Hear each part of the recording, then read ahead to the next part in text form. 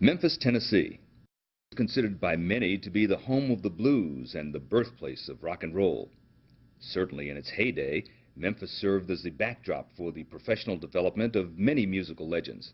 However, a closer examination of history reveals that voices from the past can be found and heard.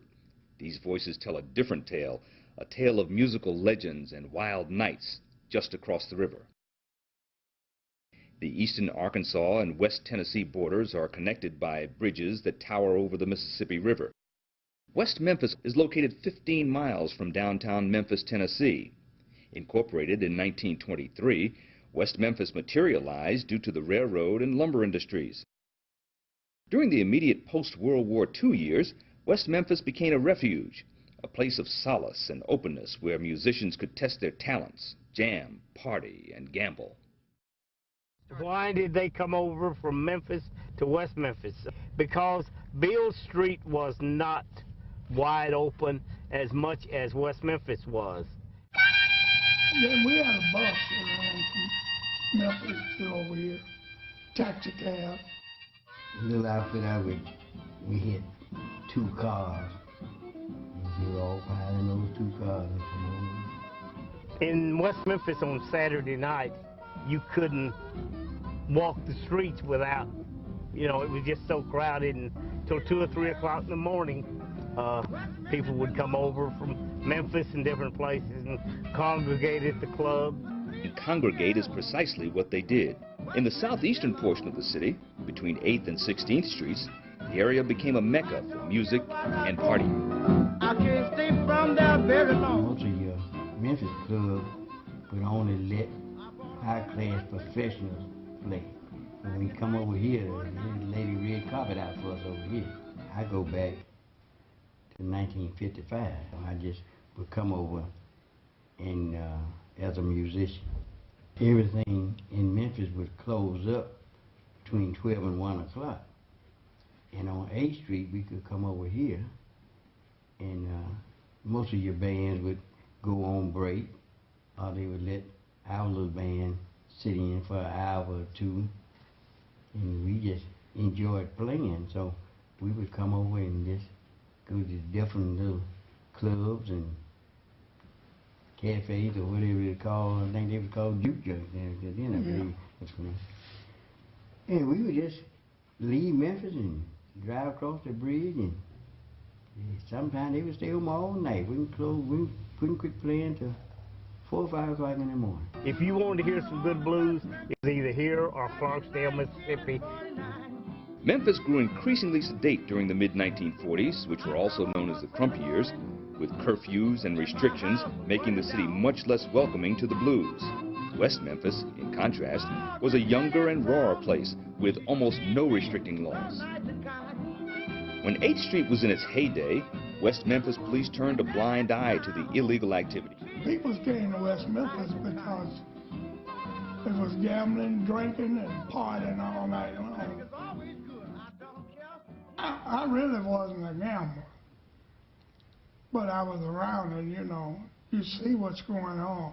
My interest was in music, but we had a chance to see all the activities of what was really going on as far as gambling, prostitution, or what have you. Everybody was just having a good time. In fact, West Memphis has been known to have been wide open for their gambling and their, as they called them, tonks. It wasn't called nightclubs, it was strictly honky-tonks, and they had their crap tables and different things. My mother ran this place on 9th Street. That's why I knew about the tables. Mm-hmm. You'd pay so much for each table, so much for the restaurant. And you could operate 24 hours a day. It was closed off from the regular juke joint. You had to go through a door to get to the back where the gambling tables are set up. Getting music in there, beer, and the women's out front. And don't leave the fish sandwich and barbecue out. Slanging them fish sandwich and barbecue sandwich and hamburgers all night and drinking beer. Chitlins. There's some children too. Oh, chitlin joints. The streets would be loaded. You know, going from one joint to the other. Kind of like a Mardi Gras, going and coming in one club and out of another. You would think nobody there was sitting down. From the time we would get over there from Memphis, it would be about midnight. West Memphis didn't shut down. And close, you just drift off. Yeah. And those that left early would be back up there early the next day. Many of the tonks or juke joints had basements and back rooms where people were free to come and go, moving from club to club with ease. Some of the old sites have been torn down, however, many of the structures remain. Now this is a little brown jug. This is Lucille Perry's cafe.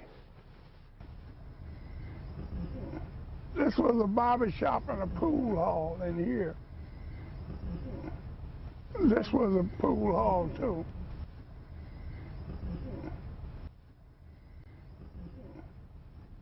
This is James Allen's place. That was the cafe right there. And right here, this building right here, this used to be the Harlem Theater and the Harlem House. And over here was another place they called Bonk's Cafe. There used to be multiple buildings here, and there was a Jesse's juke joint, he called it. Right here by that tree, right there was a big two-story rooming house, and then they had a tonk or whatever juke joint in underneath it. This was Louis Jones' place, sitting over a little bit closer. And right here by where the beauty shop is, that was the Bebop Hall. Besides the enticing availability of alcohol, food, gambling, and performance opportunities, West Memphis was conveniently located on the route north from Mississippi, where the majority of the bluesmen started. Every blues musician you hear now came through West Memphis. Roscoe Gordon, Yeah. Billy Love, Sammy Upshaw. You had a lot of them that would come George from Coleman, which is a professional jazz musician now. Lucius Coleman, Ike Turner, Tina, Hank Crawford. The Howling Wolf, Sonny Boy Williamson, and B.B. King was here. And then there was a Little Richard. He was here, and they would all stayed around in this location. Like Isaac Hayes, Little Junior Parker. In essence, West Memphis became a way station where long-term visitors were welcome. It was indeed wide open for many genres of music as numerous legends passed through. Station KWEM in West Memphis offered the bluesmen the opportunity to be heard on the radio. Many prominent musicians got big breaks playing on the station shows. One such musician was B.B. King. King got his start in 1948 as a feature on Sonny Boy Williamson's radio show. B.B.'s performance led to steady gigs at the 16th Avenue Grill. B.B.,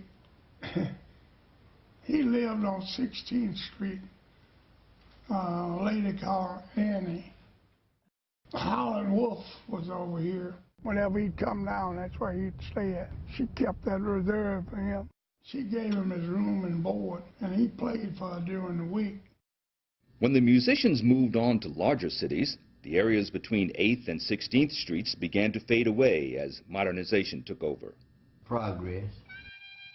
Started paving the streets and street lights, and I managed to put a restriction on the juke junks, what they had to have and what they... I remember some of them didn't have restrooms. You came out and went around in the back and did what you had to do and come on back in. So that's what I meant by progress. They probably put some restriction on them. So. Yeah, as they moved out, you know, they stopped the gambling, and that ended the life of 8th Street. The music may have been silenced in West Memphis, but its rich history is filled with colorful tales that can still be heard and fondly remembered by all. West Memphis been my home.